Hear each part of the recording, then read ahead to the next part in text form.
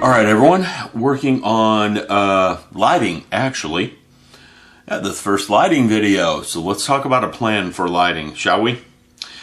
First off, look at my reference photos. This little tiny part right here, which, of course, the camera doesn't want to focus on. Wants to focus on me. This is the back wall.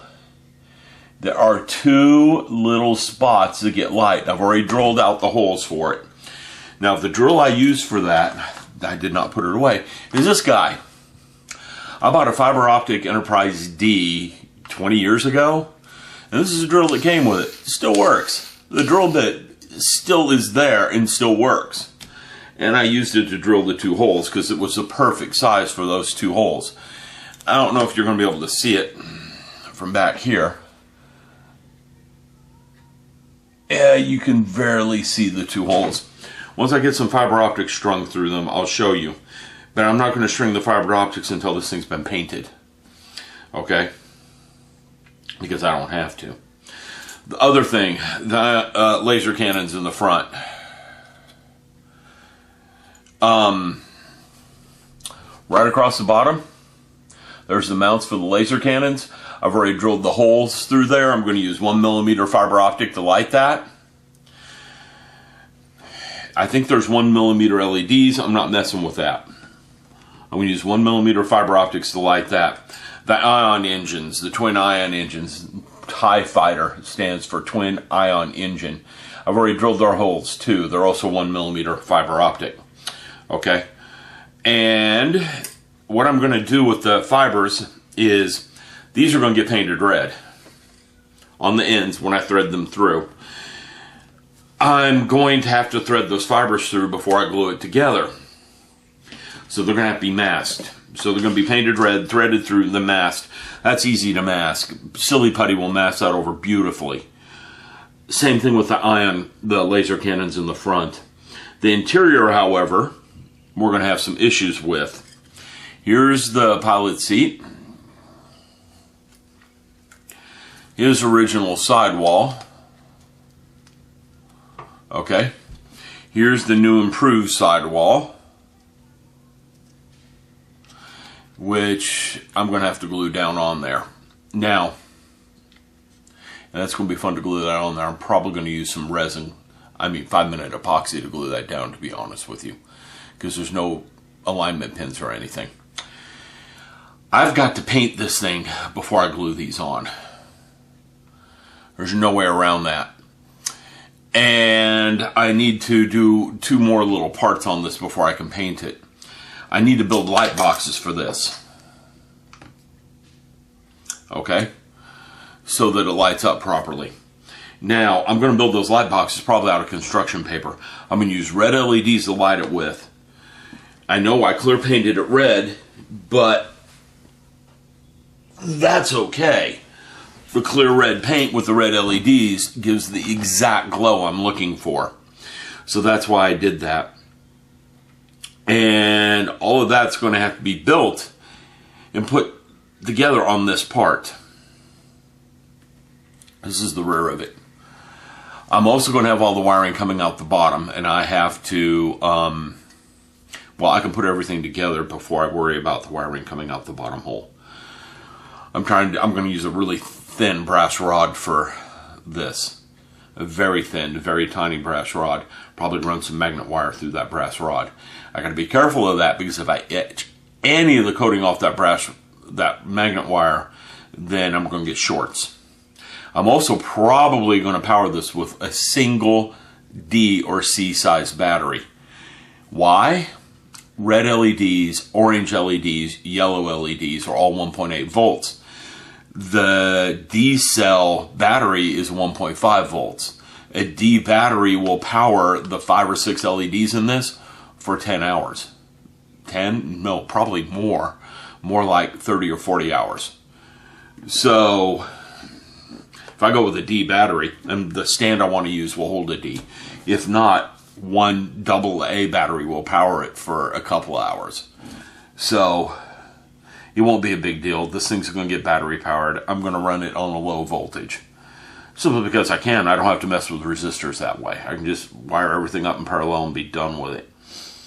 I'm going to also check it and make sure that a single battery will power them first, but I'm pretty sure it will, because I know the voltage requirements on it. Sorry.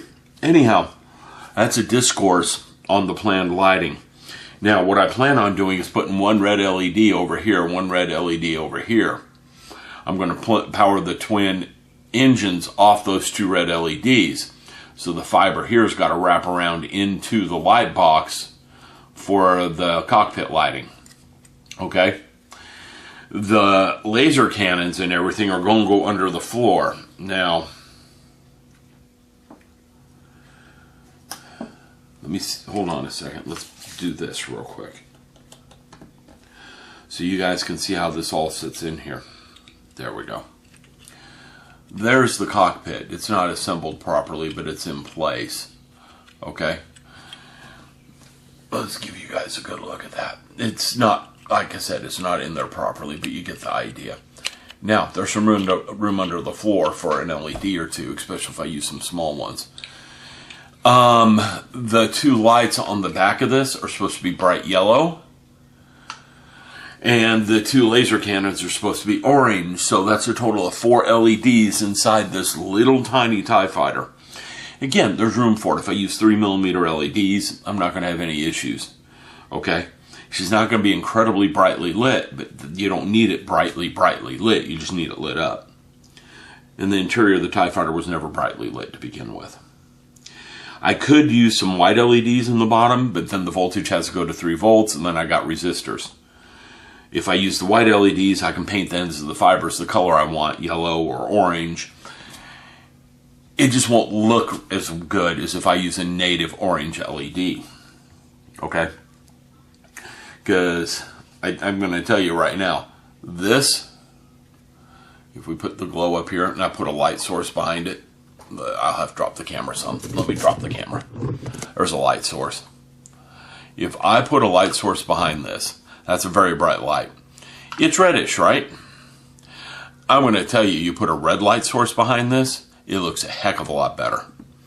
I'm not in a position to do it right now, but that is what I'm going to do with it. I'm going to put a red light source behind this, so it looks better. All right? So, there you go. Come to the dark side. We have bacon. Just in case you were wondering what my shirt said. Anyhow, getting back to this, you've got an idea how I'm going to do the lighting on this. I've already drilled all the holes I need to drill. They're done. For drilling holes, the bigger holes, send me a handy drill. Okay? I've got all my drill bits right here. Collets for a Dremel fit in the handy drill. So that's how I can use weird off-size drill bits, because the handy drill's collet only holds a few certain drill bits. So I use some off-size drill bits simply because I use the collet for a Dremel in it. Okay? So anyhow, everyone, I'm going to get going and get to work on the interior. It's because once I get all the parts done on this, then I can paint it, and once it's painted, I can start doing the lighting. Okay?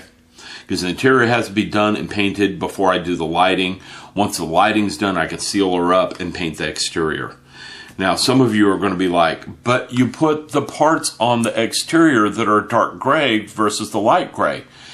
And yes, I did. I'm going to have to mask and paint every single one of those. But that's okay, I know what I'm doing. It's called Silly Putty. Silly Putty was wonderful for masking that sort of thing. Well, anyhow, everyone, I'm going to get going. The battery's about to die on the camera, and I better stop it. Alright, I'm working on the last of the interior parts. This is mainly photo etch. There is a control yoke that I have to assemble and put into the interior. And I have one thing I'm going to attempt to fix on the photo etch. But that's neither here nor there. The part I'm working on right now is kind of tiny, and it glues over the control yoke. I'm going to go ahead and get the control yoke and show you guys what it looks like. It's in this box here. Okay?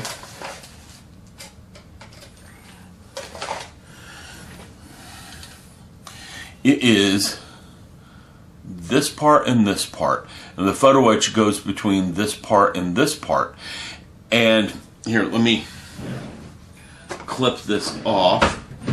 I bought some Xuron trimmers and haven't really even tried them yet. I haven't had a reason to try them yet. But I've heard a lot about them and decided let's try something other than the mighty Harbor Freight Tools nippers.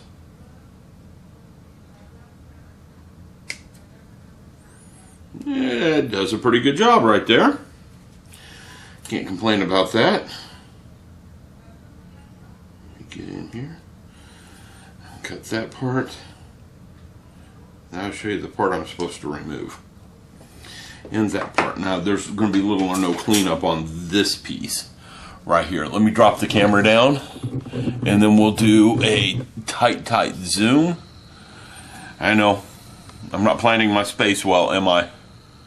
Oh boy, there's my zoom range right there. Okay, this is the part we're working with. Okay, let's get it back on frame. This is the part we're working with.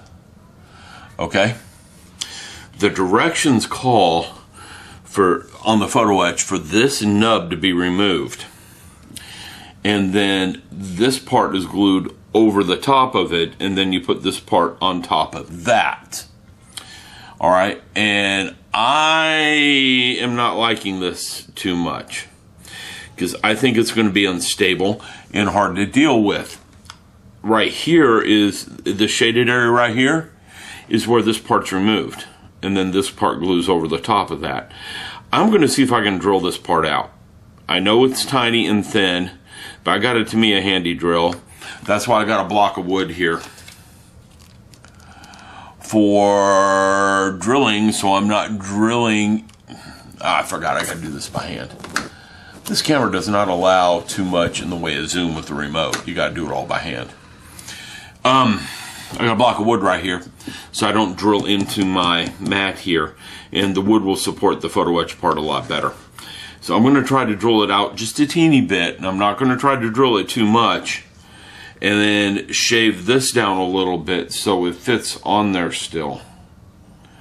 Because I'd like to glue it with the plastic glue instead of with the super glue. I just think it'll be more stable if it's glued that way. And the housing is holding together better. I don't know, just call me strange. I will come back and let you know the end results. If I'm crying, you know I completely screwed up the photo etch and I'm having to try something else. But I don't think I'm going to completely screw it up or I won't attempt this. Alright, I'll be back in a bit. Alright everyone, it took a little bit of trimming. And I bent the part a little bit. But she fits on there now. So what I can do is clean everything up and get ready to put all these parts together. Once they're together, I can start painting the interior parts. Okay? It won't take me long to fix this part and get it flattened out and bent correctly. It won't take long. Just a second in the photo etch bender. Just flat. And it'll flatten right out. Okay? But now I can glue this on the top of that. Even if I glue it with super glue, at least there's a peg there to help hold it in place. And that's what I wanted. Alright? Word of advice, you go to drill a hole in small thin brass like that, you're also melting a hole and you get a sleeve as you drill through it. So be aware that's going to happen. The brass is going to stretch as well as it's going to drill. Okay? And I had to file that off. I took one of these files and just sat there very carefully and filed off the excess so it's flat and doesn't snag on my fingers anymore. Alright, I'm going to take a look at the directions, see how this thing goes together, get everything put together, and then probably assemble it. Once it's assembled, we're getting very near painting the interior. Because this part of the interior is, let me turn it around so it's actually on camera. This part of the interior is done. The pilot is painted and decaled. He is ready to get in his chair. Now one thing this photo etch part is not on there straight, and I didn't realize it until afterwards, after I'd put it on. So I'm going to try to move it. My only fear is these two pieces are very, very thin, and there's 7 or 8 pieces glued on top of that. It might be hard to move, but we're going to give it a try. Okay? Now, I've already shown you how to remove photo etch, so that's not going to be shown here.